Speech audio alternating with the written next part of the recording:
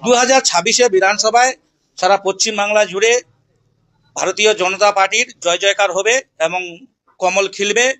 এটা আমি একটা রিপাবলিক বাংলায় আমি একটা টক শো করেছিলাম ময়ূকদার সাথে। সেই টক শোতে নাকি তৃণমূলের এক চোর মুখপাত্র, যারা তৃণমূলে ভাতা ভিক্ষি নিয়ে চলে, তাদের সংসারগুলো চলায়, তারা আমাকে বলেছিল যে আমি নাকি বলে ডুপ্লিকেট মুসলমান, আর আমার দাড়ি নাকি বলে নকল। তো আপনারা তো আমার নকাল এখানকার মিডিয়া, আপনাদের সামনে আমি বলতে যাচ্ছি, এই যে দেখুন আমার দাড়িটা, এখানে এখানে ফুলবাড়িতে লোক আছে, তারাও দেখুক যে আমার দাড়িটা অরিজিনাল না নকল, আপনারাও দেখুন। হ্যাঁ রে হ্যাঁ, তুই বলছিস আমার দাড়ি আছে, দেখো আমি রিপাবলিক বাংলায় গিয়ে দাড়ি দেখাচ্ছি। দাড়ি থাকলে তুই শুধু মুসলমান? তুই হচ্ছে বিজেপির ডালা, তুই বিজেপির কাছে ক টাকা খেয়েছিস? তুই হচ্ছে বিজেপির ডালা, তুই বলছিস বিজেপি জিতবে, বিজেপি গোহারা হারবে।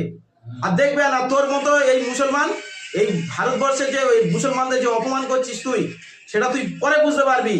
তুই বলছিস বিজেপির হয়ে জেতানোর চেষ্টা করছিস, তো কর।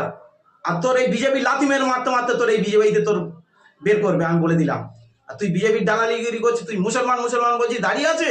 হ্যাঁ, দাড়ি রামদেবেরও ছিল, দাড়ি ছিল রবীন্দ্রনাথেরও ছিল দাড়ি, তারাও মুসলমান। তুই মুসলমান নামের কলঙ্ক, শুনে রাখ, তুই যেটা করছিস সেটা অন্যায় করছিস। এই বিজেপি দলটাকে সারা ভারতবর্ষে মুসলমানদের উপরে যে অত্যাচার করছে, তুই যেগুলো করছিস পুরো মুসলমানদের কি বলবে বদনাম করে দিচ্ছিস। এর থেকে বড় অন্যায় আর হতে পারে না মুসলমানদের কাছে। আমি বলে দিলাম, এই ভিডিওগুলো জেনে রাখ, তোর এই মুসলমানরা তোর ঘৃণার চোখে দেখবে।